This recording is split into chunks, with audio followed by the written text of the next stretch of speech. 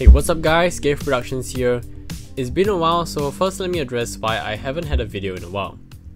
Firstly, I currently just started my first semester at university, and so I've been trying to just get settled into my new institution and adjust accordingly. Secondly, many of you should know by now that tech is expensive and I cannot possibly go out and get every single piece of tech to review because I just don't have the finances for that. As much as possible, if the piece of tech is cheap, like an AirTag or a SmartTag, then I would go out to get it. But by and large, most of the tech that you see here on this channel are tech that I found interesting and would like to use on a daily basis. Without further ado, this is the Samsung Galaxy Watch 4 Classic. First, let me apologize by saying that there is not going to be a lot of B-roll footage in this video because, as I've mentioned, I've been quite busy with school and so has my camera person. So you won't be seeing a lot of camera footage in this video, but more of this kind of footage where I'm over here at my desk. So I do apologize for that.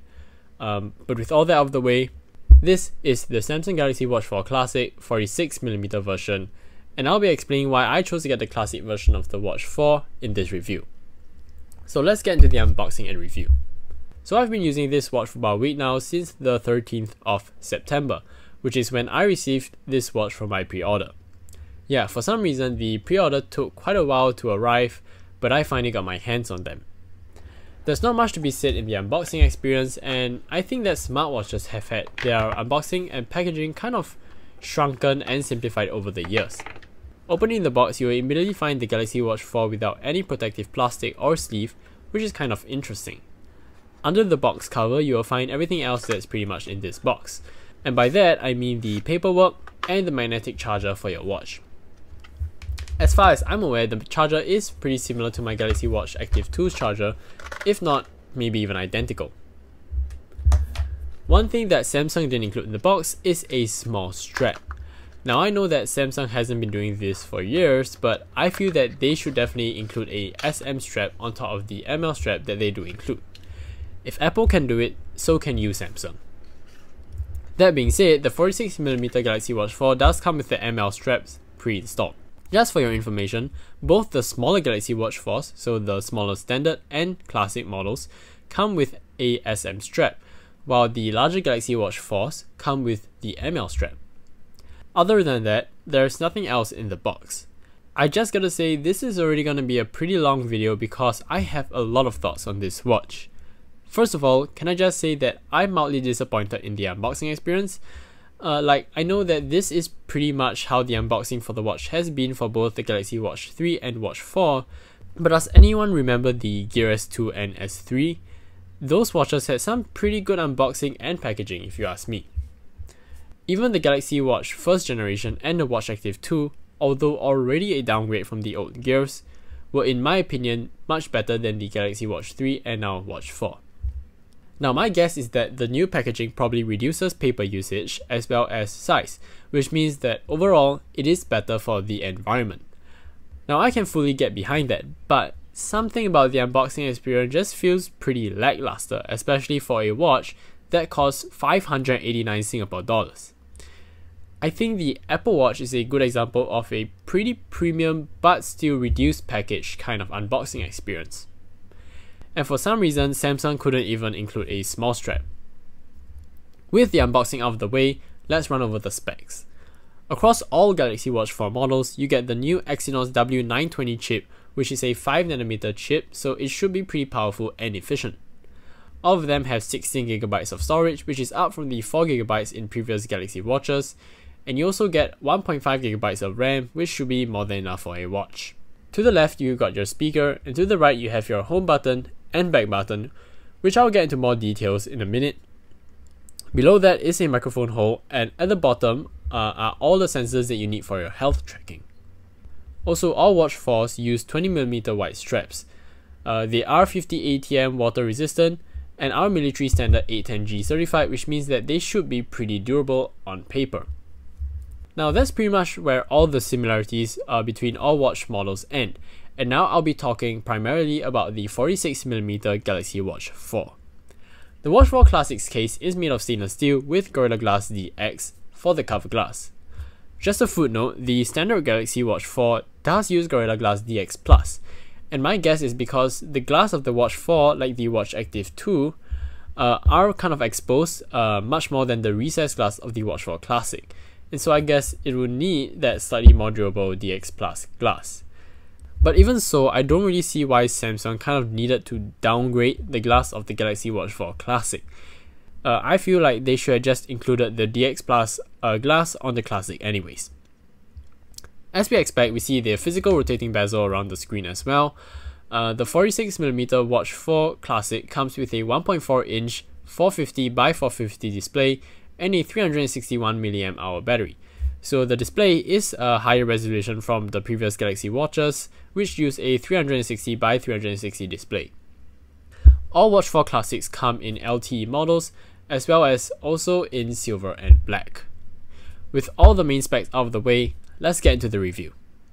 So I've been using this watch for about a week now, as I've mentioned, and I have a lot of thoughts on this watch, both good and bad.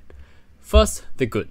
I really like the design and construction of this watch. It's very simple, but it also stands out because of the physical rotating bezel design and because of the home button with a red ring around it.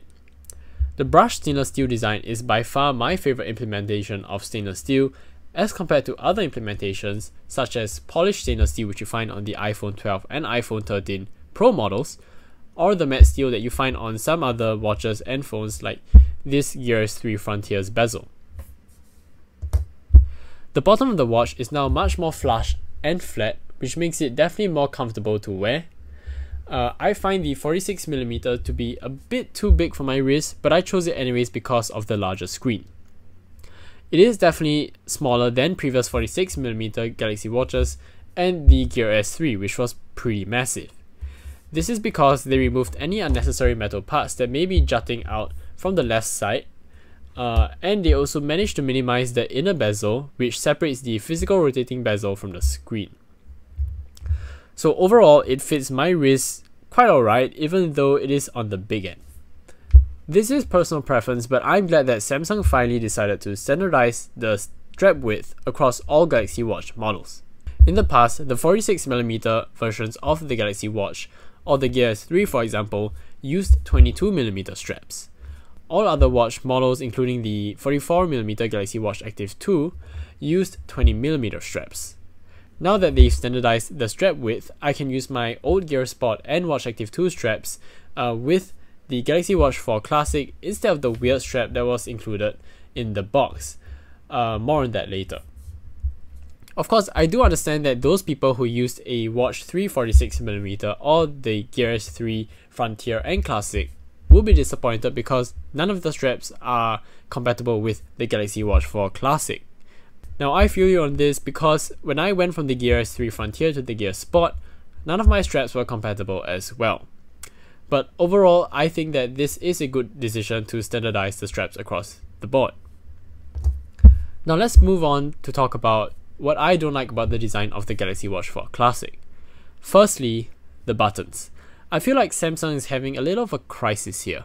They seem to be constantly switching back and forth between a rounded button design and a more square and flat design like the Watch 4 Classic. The Gear S3 Classic used a round button design to mimic a more classic analog watch. But then with the Galaxy Watch 1, they changed those buttons to be more like the Gear S3 Frontier and Gear Sport with a flat square button design. Move forward to the Galaxy Watch 3 and yet again they changed the button design back to a round button design. And now they've yet again switched back to the flat button design as we can see on the Galaxy Watch 4 Classic. So what is my personal preference? I would have preferred the more round button design because that does make the supposedly classic watch look more classic. The design is overall quite reminiscent of the first Galaxy Watch and the Gear S3 Frontier. Also, one thing I noticed about the buttons, there is a high chance that both the home button and back buttons are exactly the same. As in, physically they are the same. But what do you mean? They're clearly not the same. One has a red ring around it while the other doesn't. Well, true, but if you take a closer look, as you can see, the red ring helps to keep the home button more or less even and flush throughout. When we look at the back button, we see a groove on the inner side of the button, which looks like it was meant for some sort of ring. My conclusion is that they're both physically the same button, but the home button just has a red ring attached to it. Not that there's anything wrong with it, but this probably helps to bring costs down, but I did find it pretty interesting. I just want to say, I really like how Apple and Samsung are doing this thing where they put the materials and some features of the watch engraved at the back of the watch. This really helps to make the watch feel more like an actual timepiece and less of a piece of tech. This is definitely one of my favorite attention to details, and I hope Samsung and Apple never stop doing this. Next, the straps. And I'm sorry Samsung, but these are some of the ugliest straps I've used. In terms of shape, they kind of remind me of the Gear S2, which used these kind of proprietary straps which also had this kind of shape. The problem with the look of this strap is that they bend outwards, leaving this large awkward gap between your wrist and the strap. I must say though, functionally they work great in terms of keeping the back of the watch firmly planted against your wrist. And I think that's what Samsung was pretty much going for with this design, but aesthetically it is pretty ugly and there is no getting around that. Also, it makes putting on the watch slightly more cumbersome as the bands do bend outwards, which means that they can slip out of your fingers as you're trying to put them on. Next, let's move on to the user experience of the watch. The Galaxy Watch 4 has what I would say the largest update to the user interface since the Gear S2. Every year since the Gear S2, Tizen has just had these incremental updates with no real big major changes between them, apart from some animations and design changes, some new features, a few more watch faces, and some new apps. But the Galaxy Watch 4, however, pretty much throws a lot of that out of the window. The Watch 4 now runs Android Wear OS 3 with One UI instead of Tizen with One UI. This means that the operating system has changed, but the UI is still somewhat Samsung's own. However, while the Galaxy Watch 4 and older watches use One UI, the direction that One UI takes here is drastically different from that of older Galaxy watches. First, let's talk about the big changes I noticed. First off, the ticking sound that you had on some watch faces of older Galaxy watches like the Watch 3 and Watch Active 2 are gone. You no longer have a ticking sound when you raise your wrist to enable the second hand. I kind of miss this, and I do hope that Samsung finds a way to bring that feature back in the future. Next, the home button and back button, and this is a pretty big one by the way, the home button and back button are reversed for the first time on the Galaxy Watch 4. On previous Galaxy watches, the home button will be at the bottom of the watch, while the back button is the top button on the watch. On the Galaxy Watch 4, it has been completely reversed. The home button is now the red ring button at the top of the watch, and the back button is now the bottom button of the watch. I'm still trying to get used to this change, and I do occasionally press the wrong button, but it is getting less and less frequent with muscle memory. Speaking about buttons, the home button no longer opens the app drawer. On previous watches, you could press the home button not only to go home from wherever you were in the watch, but also to open the app drawer from the watch face. I think that this is a big step back, and Samsung should definitely work on getting this sorted out, as the only way to access the app drawer now is to swipe up from the bottom of the watch face. This kind of defeats Samsung's vision of just using the physical rotating bezel and the home buttons to navigate throughout most of the watch with the occasional tapping. Tying to the app drawer, it has also seen a major redesign. Gone is the circular layout of the apps that you swipe through. Now you have a simple scroll up and scroll down to view your apps, which are in this kind of a 3-row configuration. I have mixed feelings on this, but I've got nothing against it, although I must say that the old method of navigation and layout was, in my opinion, more unique, and it felt more natural because of the physical rotating bezel.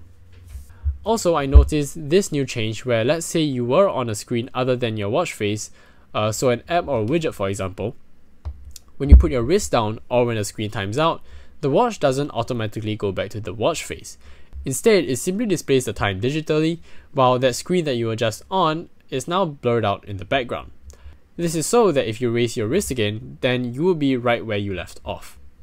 Personally, I don't really want this feature, so I tried to find a way to turn it off, but I couldn't. It seems like the minimum time is 20 seconds, so only after 20 seconds will the watch time out a second time and go back to your watch face. Apart from all that though, the whole experience of using the Galaxy Watch 4 is pretty unchanged from previous iterations. You still swipe left of your watch face to view notifications, swipe down for the control panel, and right for all your widgets. So it's still a very Tizen/old One UI experience, but that's not a bad thing. I do like the simplicity of Tizen's old UI, and I'm glad that they ported over most of the features. Moving on, let's talk about the new features that the Galaxy Watch 4 boasts, as well as how the watch runs now that it's using Android Wear OS. The Galaxy Watch 4 features every feature you had from the Galaxy Watch 3 and Active 2, such as heart rate monitoring, stress monitoring, ECG, blood pressure, GPS, etc. What's new is the addition of a BIA sensor. BIA stands for Bioelectric Impedance Analysis, and this sensor basically measures your body composition data like body fat percentage, water percentage, and muscle percentage. I actually really like this feature and I found it to be pretty accurate. The last time I measured my body fat properly was during my pre-enlistment health checkup, where I remember it being around 14 to 15%. And true enough, it's still around there even today when I'm measuring it with my Galaxy Watch 4. Apart from that, the Galaxy Watch 4 can also measure blood oxygen, which was absent on the Watch Active 2, but available on the Watch 3. Unfortunately, I can't test the ECG and blood pressure, as you have to be at least 22 years old to use that feature. Apart from that, there really isn't a lot of brand new features that the Galaxy Watch 4 boasts, so let's move on to overall performance. Overall, I found the Galaxy Watch 4 to be a lot more responsive and snappy as compared to my Galaxy Watch Active 2. Apps open much faster and I don't have to wait between taps for something to happen, which I frequently had to do with my Watch Active 2. Although getting a GPS signal is still sometimes hit or miss, I found the Galaxy Watch 4 to be a lot faster and more consistent with getting a GPS signal to use for distance-based workouts like walking, running, or cycling. This is of course in comparison to the Galaxy Watch Active 2, which sometimes took forever to get a GPS signal. Another big improvement I noticed is Samsung Pay. Now, I personally use Samsung Pay on my watch and my phone, but I usually use it on my watch for things like public transport and sometimes to make payment. On the Galaxy Watch Active 2, it was really slow in opening. It would take anywhere between 3 to close to 10 seconds for the Samsung Pay app on my Watch Active 2 to open. And this was really problematic at times because even if I had triggered Samsung Pay in advance, before reaching a gantry or before boarding or alighting a bus, sometimes it took so long that I held up people behind me. As of now, the Galaxy Watch 4 is basically instant. It opens Samsung Pay in under a second, which really surprised me and made me like this Galaxy Watch 4 a lot more because of this. And I would like to make a passing comment of the physical rotating bezel on the Galaxy Watch 4 Classic. After using a digital one on the Watch Active 2 for about 2 years, I've come to the conclusion that it just isn't that good, and I would much rather sacrifice the reduced bulk for a physical rotating bezel just because it is much more satisfying to use. This is a post-edit recording as I realized I forgot to talk about the battery life of the watch. So the battery life is more or less on par with my Watch Active 2, getting me down to about 50% by the end of the day. So technically this watch can last you about 1.5 days to 2 days of very careful usage, but if you do go and use the GPS features for workouts or if you use it for sleep tracking, then the watch likely will only last you about 1.5 days at most. Now let's talk about my thoughts about the move to Wear OS from Tizen. And in order to talk about that, we first need to address why Samsung decided to ditch their own software of Tizen for Wear OS. And to put it simply, I and many others believe that it's probably because of the lack of developer support for apps on the Galaxy Store.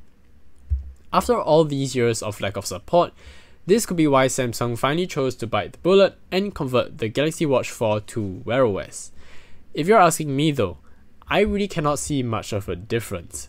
When I was browsing through the app selection on the Wear OS store, I didn't really see any app that stood out to me as me having to really download it, which is similar to how I viewed the apps on the Tizen store.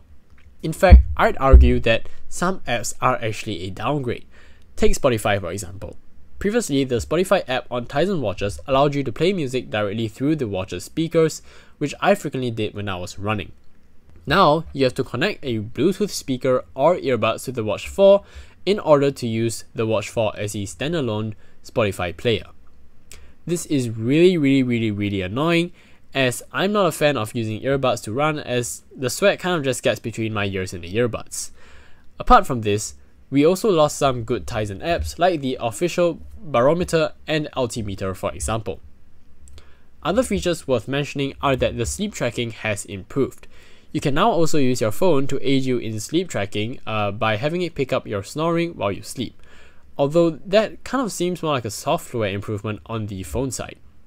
Find My Phone is still here, which I use sometimes because it can be really useful when you're about to leave your home and you have no idea where your phone is. There is a Compass app which I'm not sure if it's completely new, but it wasn't available on the Watch Active 2. So with all that being said, what are my concluding thoughts? I believe that this is a new era for Samsung watches. It's, in my opinion, the biggest change to Samsung's wearable lineup since the rebranding of the Galaxy Watch from the Gear S series. Whether or not it's for better or for worse, I think it's a little too early to say. Right now, it's obvious that the whole experience is still a little unpolished, and I hope that Samsung continues to polish the experience in the following months. But do I regret this purchase? No, not at all. Even though the current app selections wasn't up to my expectations, everything combined makes this a really big upgrade from my Galaxy Watch Active 2.